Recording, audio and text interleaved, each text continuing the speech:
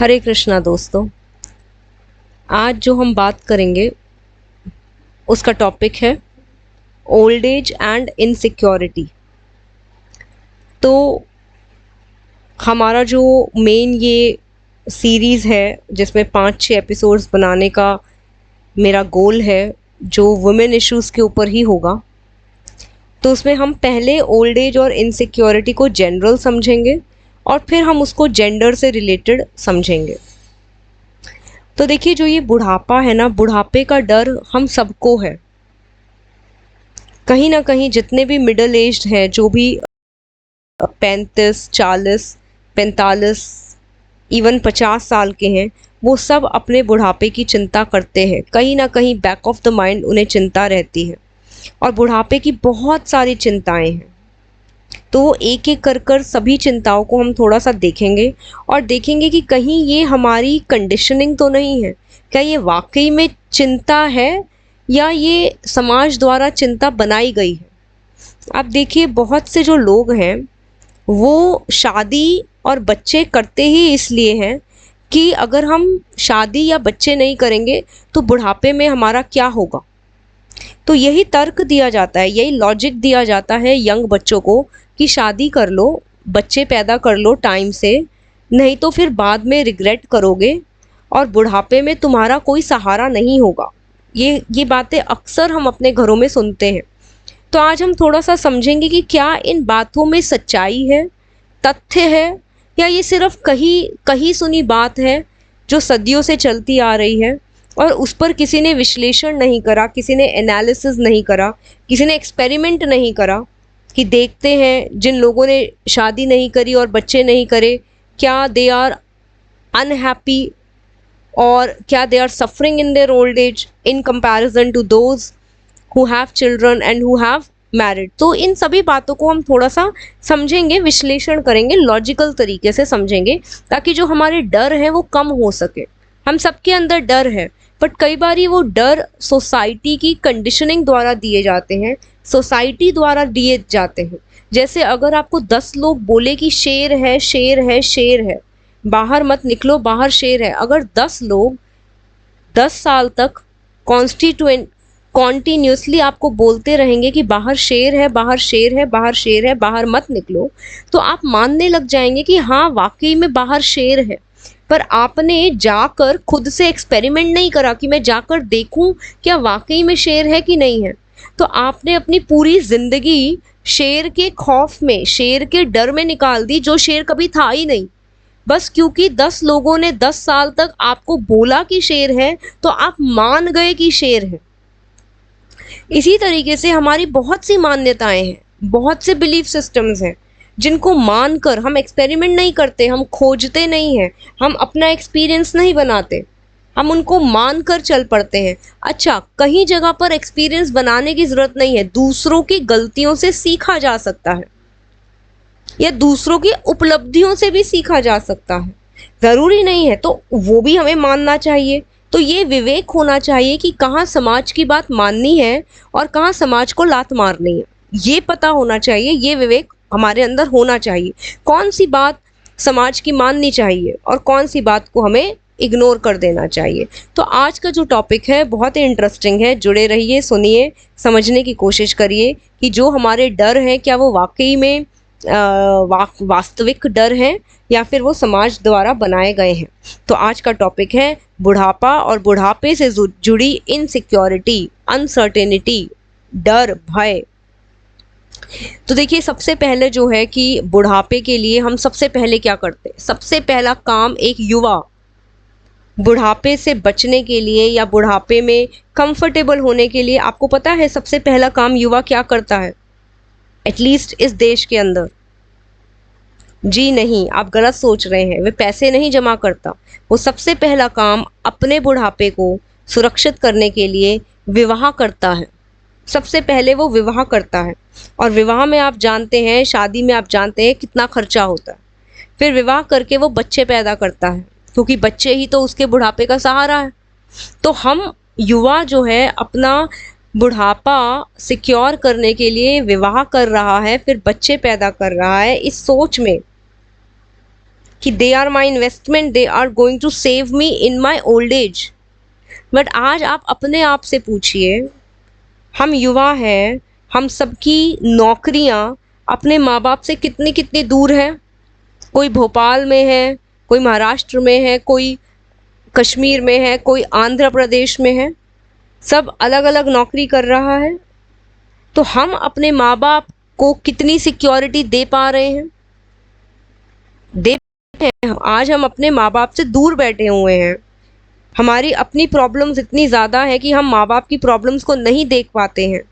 हमें नहीं टाइम मिलता कि हम देख पाएँ कि उनकी कौन सा ब्लड टेस्ट है, कौन सा रिपोर्ट है, क्या है, हम नहीं कर सकते। हमारे अपना परिवार है, अपनी गृहस्थी है, अपना जीवन है, हमारे पास समय नहीं है।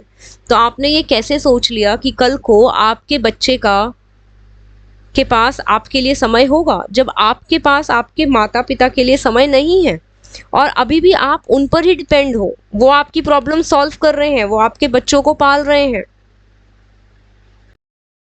नहीं तो वो कुछ ना कुछ आपके लिए कर ही रहे हैं, आपसे ले नहीं रहे हैं, आपको दे ही रहे हैं। तो आपको क्या लगता है जब आप बूढ़े हो जाओगे तो क्या वो बच्चे आपको देंगे या आप ही उनको केटर कर रहे होगे?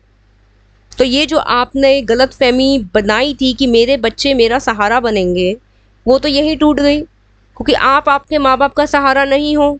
आप तो जाकर यूरोप, इंग्लैंड, अमेरिका में बैठ गए हो अपना भविष्य बनाने के लिए, और ये गलत नहीं है, ये समय की मांग है। या इंडिया में भी अलग अलग स्टेट्स में जाकर आप तो बस गए हो, तो आप अपने माँ बाप का सहारा नहीं हो, तो आपके बच्चे भी आपका सहारा नहीं होंगे। तो ये आपका जो लॉजिक था कि शादी और बच्चे करते हैं जिससे हमारा ओल्ड एज सिक्योर हो जाएगा, ये तो यही टूट गया। अब आते हैं दूसरे मुद्दे पर। एक्चुअली में आपका ओल्ड एज कैसे सिक्योर रहेगा? ओल्ड एज के अंदर सबसे ज़्यादा ज़रूरत किस चीज़ की होती है?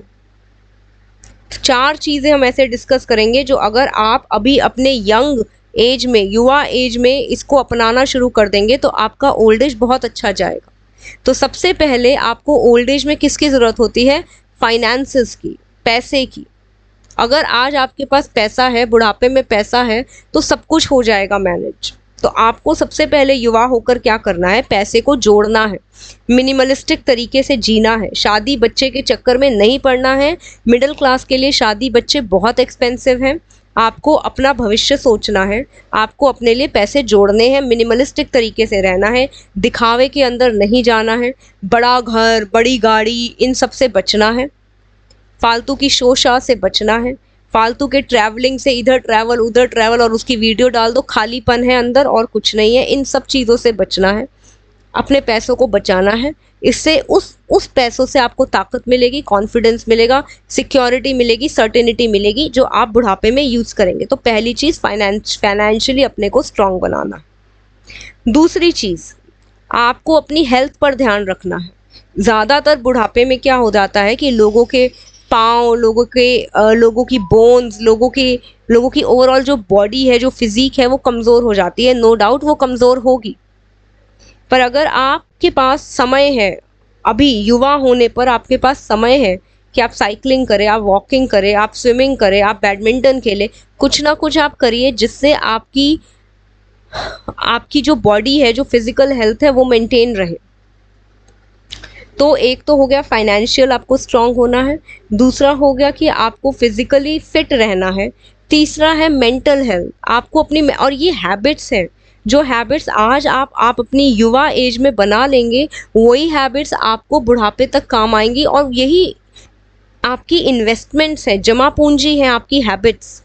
और फिर 60 के बाद आपको करना नहीं पड़ेगा, मेहनत करनी नहीं पड़ेगी। अभी मेहनत कर लेंगे ना हेल्थ पर, अभी मेहनत कर लेंगे ना फाइनेंसेस पर, तो 60 के बाद ये मेहनत करनी नहीं पड़ेगी, फिर आप उसका फल इंजॉय करेंगे, अच्छी हेल्थ का फल इंजॉय करेंगे, अच्छे फाइनेंसेस जुड़े होंगे, उसका आप इंजॉय करेंगे। एक सेकेंड, ठीक है। तो एक तो हो गया कि फिजिकल हेल्थ, दूसरा हो गया फाइनेंशियल हेल्थ, तीसरा है मेंटल हेल्थ। देखिए मेंटल हेल्थ बहुत ज़रूरी है। आज के देश में, आज के ज़माने में आप देख रहे हैं लोग डिप्रेशन, पता नहीं क्या क्या है, न्यूज़ देख लो, कितना कितना कितना नेगेटिविटी है। तो मेंटल हेल्थ को हम अपने कैसे ठीक कर सकते हैं? मेंटल हेल्थ के लिए एक सेंस ऑफ बिलोंगिंग, कहीं ना कहीं आप बिलोंग करिए। अगर आप गृहस्थ हैं, आप विवाहित हैं और बच्चे हैं, तो आपके लिए तो वो सेंस ऑफ बिलोंगिंग हो गया। पर मैं आपको एक बात बता दूं, एक समय के बाद आपके बच्चे का जीवन आपके जीवन से अलग हो जाएगा, भिन्न हो जाएगा। आपके बच्चे की सोच आपके सोच से भिन्न हो जाएगी। आपकी पार्टनर की सोच, आपके वाइफ की सोच आपकी सोच से भिन्न हो जाएगी। आप तब क्या करेंगे? तो एक सेंस ऑफ बिलोंगिंग जहाँ पर आप लाइक माइंडेड लोगों से जुड़ते हैं, वो आपके फ्रेंड्स हो सकते हैं, वो आप किसी क्लब के मेंबर हो सकते हैं, किसी लाफ्टर क्लब के मेंबर हो सकते हैं, किसी योगा क्लासेस के मेंबर हो सकते हैं, किसी बैडमिंटन ग्रुप के मेंबर हो सकते हैं, जहाँ पर आप लाइक माइंडेड इंडिविजुअल्स का साथ है। जीवन में दोस्त होना बहुत जरूरी है। तो सेंस ऑफ, आप किसी स्पिरिचुअल ऑर्गेनाइजेशन के मेंबर हो सकते हैं। तो ये सेंस ऑफ बिलोंगिंग चाहिए बुढ़ापे में, नहीं तो आप आइसोलेटेड हो जाएंगे, एक कमरे में बंद हो जाएंगे और सिर्फ डिजिटल मीडिया से इंटरेक्ट करेंगे, और जो कि बहुत घातक है आपके ओवरऑल क्वालिटी ऑफ लाइफ के लिए। तो फाइनेंशियल हेल्थ, फिजिकल हेल्थ और मेंटल हेल्थ, ये 3 मैंने बता दिए, राइट। और चौथा जो है सबसे इंपॉर्टेंट है आपकी ओल्ड एज के लिए। देखिए, हम पैसे भी चलो हम अभी बना लेंगे, राइट, हम फिजिकली भी एक्टिव रहेंगे, ओके, और मतलब मोबाइल रहेंगे, मोबिलिटी होगी, हम मेंटली भी चलो कहीं ना कहीं सेंस ऑफ बिलोंगिंग से जुड़ जाएंगे, ये सब है। पर इसके अलावा जो सबसे इम्पोर्टेंट है, जो आपका ट्रुथ है, वो है अध्यात्म। अध्यात्म को मैंने किसी ग्रुप में नहीं डाला, मैंने फिजिकल हेल्थ में नहीं डाला, मैंने मेंटल हेल्थ में भी नहीं डाला, क्योंकि अध्यात्म आपका सत्य है कि आप एक आत्मा है और आप जीव नहीं है, आप एक आत्मा है। आप ये देह नहीं है, आप मन नहीं है, आप बुद्धि नहीं है, आप संस्कार नहीं है। तो ये ज्ञान, ये नॉलेज को मैं किसी भी और कैटेगरी में नहीं डाल सकती। तो अध्यात्म को मैं किसी भी और कैटेगरी में, धर्म को मैं किसी भी और कैटेगरी में नहीं डाल सकती। आप धर्म नहीं कहना चाहते मत कहिए, पर आप अध्यात्म कहिए, साधना कहिए, मेडिटेशन कहिए, योग कहिए, ज्ञान कहिए। ज्ञान अर्जित करना, गीता पढ़ना, या जो भी आपका बुक है, जो भी आपका धर्म है, उसको पढ़ना, ये आपको एक हिम्मत देगा। ये आपको, अगर आपके पास बाकी 3 चीजें नहीं है ना, सेंस ऑफ बिलोंगिंग भी नहीं है, कोई एक्टिविटी भी नहीं है, फिजिकली भी आप ज्यादा अच्छे नहीं हैं, पैसे भी आपके पास नहीं, आपके पास तीनों बाकी पिलर्स नहीं है, पर आपके पास ये है ना, अध्यात्म है ना, तो आपका बुढ़ापा बहुत अच्छे से गुजर जाएगा। इसलिए मैंने इसको लास्ट कैटेगरी में रखा। और अगर आपके पास अध्यात्म नहीं है ना, भगवान की कृपा नहीं है, भगवान का नाम नहीं है, तो बाकी 3 जो हैं वो भी काम नहीं कर पाएंगे।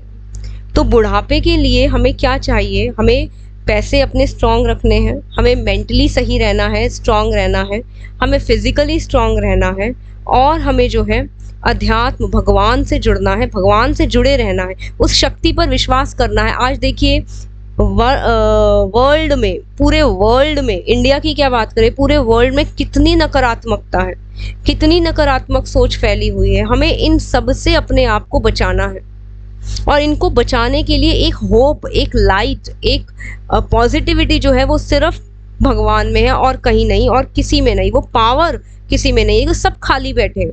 हर किसी के चेहरे में गुस्सा है, हर किसी के चेहरे में उदासी है, हर कोई कुछ ना कुछ ढूंढ रहा है, कुछ ना कुछ मांग रहा है, लैकिंग है, कोई भी फिल्ड नहीं है, कोई भी फुल नहीं है। तो ये फुलफिलमेंट जो है वो ईश्वर से ही आ सकती है, और किसी से ये फुलफिलमेंट आ नहीं सकती। तो हरे कृष्णा कृष्णा कृष्णा हरे हरे, हरे राम राम राम हरे हरे। और यही चारों पॉइंट्स जो है ये जेंडर न्यूट्रल है, चाहे आदमी हो चाहे औरत हो। औरतों को एक फायदा है, औरत जो है ना वो अपने में संपूर्ण है, उसको ज्यादा दोस्तों की जरूरत नहीं, उसको ज्यादा घूमने की जरूरत नहीं, वो घर में बैठी है तो भी वो खुश है, संतुष्ट है। जो औरत है ना वो बहुत ज्यादा महत्वाकांक्षी भी नहीं होती है, वो ज्यादा घूमने फिरने वाली भी नहीं है, वो ज्यादातर जो है वो संतुष्ट है, ज्यादा रजोगुणी नहीं है, वो जनरली नेचुरली ही सतोगुण है, नेचुरली ही प्रकृति और नर्चरिंग वाली है, सॉफ्टर साइड की है। तो उसका बुढ़ापा तो वैसे ही बहुत अच्छा गुजरेगा अगर वो थोड़ा सा ईश्वर को अपने जीवन में जोड़ दे। थोड़ा सा अगर वो मदद, सेवा, भक्ति और सेवा को अपने जीवन में जोड़ ले तो उसका बुढ़ापा बहुत बहुत अच्छा गुजरेगा। बस यही है प्रार्थना, और मेरी खुद से भी यही लड़ाई रहती है कि हम देखा देखी ना करें, हम मिनिमलिज्म को मैं अपनाऊं, ज़्यादातर आसपास के लोगों को देखकर अपना दिमाग नहीं खराब करूं, ज़्यादा इच्छाओं को ना बढ़ा लूं कि वही इच्छाएं जो है मुझे अपने अंदर कैद कर लें और मेरी पैरों में बेड़ियां, उन्हीं इच्छाओं की बेड़ियां जो है मेरे पैरों में और मेरे मन में पड़ जाएं, इससे मैं अपने आप को बचाऊं। तो हरे कृष्णा कृष्णा कृष्णा हरे हरे, हरे राम राम राम हरे हरे, हरि बोल।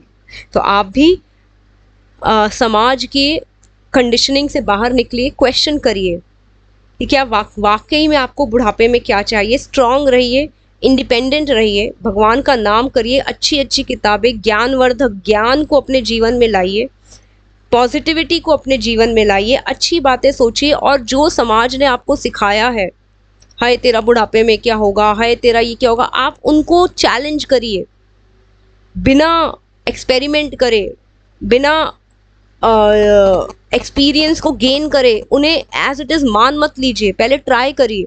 मेरी बात को भी एज इट इज़ मान मत लीजिए, पहले ट्राई करिएगा कि अगर आप मिनिमलिस्टिक लाइफस्टाइल अपनाते हैं, आसपास के आस पड़ोसी रिश्तेदारों की बात को नहीं मानते हैं, क्या हो गया, छोटा घर है पर हमें गर्व है, क्या हो गया, हम एक ही कपड़ा पहनकर घूमेंगे, क्या है, इसी को आप गर्व से, कॉन्फिडेंस से घूमिए। आपको गुची, ज़ारा और ये ब्ला चीज़ों में अपना पैसा बर्बाद करने की ज़रूरत नहीं है।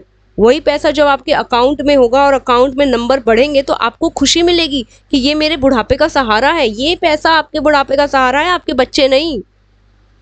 जितना मर्जी कॉन्वेंट स्कूल में आप उन्हें डाल दीजिए, पढ़ा दीजिए, वही बच्चे आपके सर पर नाचेंगे और आपसे और पैसा मांगेंगे। ये सत्य है, सत्य को जानिए, आंखें खोलिए, शोमैनशिप में मत पड़िए, 15-15 लाख, 20-20 लाख शादियों पर मत लगाइए, ठोकरे खाएंगे नहीं तो बुढ़ापे में। हम कितना अपने माँ बाप के लिए क्या कर पा रहे हैं, आज तक हम उनके ऊपर ही डिपेंड होकर रह रहे हैं, तो कल को क्या हमारे बच्चे हमारे लिए करेंगे। अगर बच्चे हो गए हैं, शादी हो गई है, तो भी आप अपने आप को सिंपल रखिए, कोशिश करिए सिंप्लिसिटी से जिए, देखा देखी मत करिए, फाइनेंशियली स्ट्रांग करिए, फिजिकली स्ट्रांग करिए, तला भुना मत खाइए, इतने मोटे मोटे पेट लेकर मत घूमिए। ये शरीर आपका मंदिर है, सिर्फ मंदिर ही मंदिर नहीं होता, आपका शरीर भी आपका मंदिर है। क्या फायदा होगा अगर आप अभी शरीर पर ध्यान नहीं देंगे, तो जो पैसा जोड़ा है वो सारा पैसा 60 के बाद इस शरीर पर ही लगा देंगे, इंजॉय भी नहीं कर पाएंगे जीवन को। तो सैर करिए, साइकिल रखिए, मैंने साइकिल रखी हुई है, मुझे गाड़ी की जरूरत नहीं है, क्यों रखूं, मैं गाड़ी अफोर्ड कर सकती हूँ, पर मैं साइकिल से आती जाती हूँ, मैं साइकिल चलाती हूँ। आसपास के सारे लोग घूर घूर कर देखते हैं, घूरो और घूरो, मैं उन्हें और डबल घूरती हूँ। साइकिल चलाने वाला छोटा हो गया, गाड़ी चलाने वाला बड़ा हो गया, कहाँ अपना दिमाग छोड़ाए हो। ये पढ़ाई लिखाई ने तुम्हारे दिमाग को दीमक कर दिया है, कैपिटलिज्म ने तुम्हारे दिमाग को, पूंजीवाद ने तुम्हारे दिमाग को खोखला बना दिया है। जानो, ज्ञान अर्जित करो, अपने उपनिषद पढ़ो, अपने गीता पढ़ो, सिंप्लिसिटी में रहो, तो जीवन बहुत अच्छा होगा। हरे कृष्णा कृष्णा कृष्णा हरे हरे, हरे राम राम राम हरे हरे।